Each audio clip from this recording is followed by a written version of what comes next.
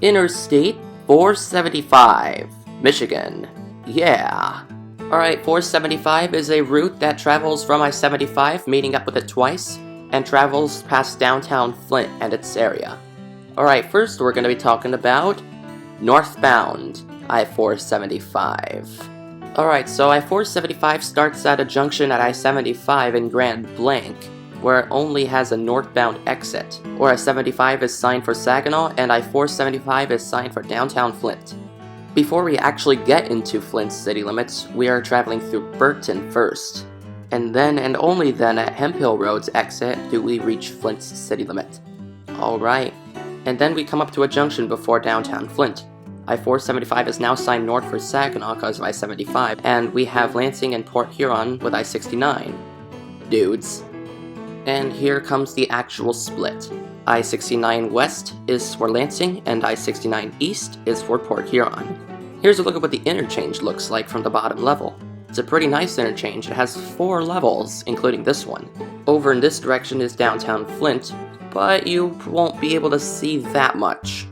Now, exit 11 is pretty cool. It's like what I call the double X interchange, because it has 2 X's when you look at it on Google Maps.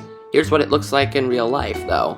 Now, as you can see from this mile marker, I-475 is roughly 16 miles. Cool.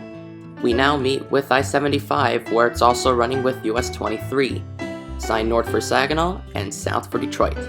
Alright, now let's talk about southbound I-475. Now where I-475 meets I-75 north of Flint, I-75 has interchanges in both directions. Here's what it looks like heading south. It does say downtown Flint. However, when heading north, it just says Flint since it already passed downtown Flint earlier. And we have re-entered Flint.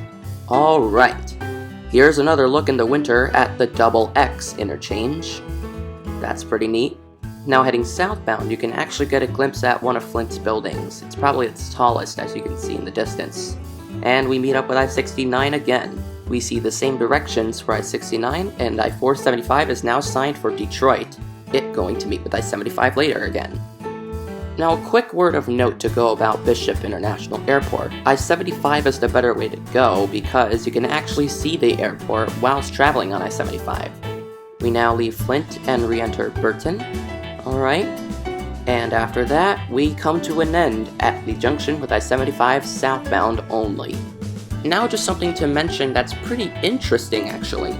US 23, I-75, and I-475 all make an N in this portion south of Flint. And that is it for this episode of Michigan's Freeways. Subscribe to my channel, and don't forget to check out Control City Freak by Man Todd with the Interstate Freeway series. Xavier's out. Peace.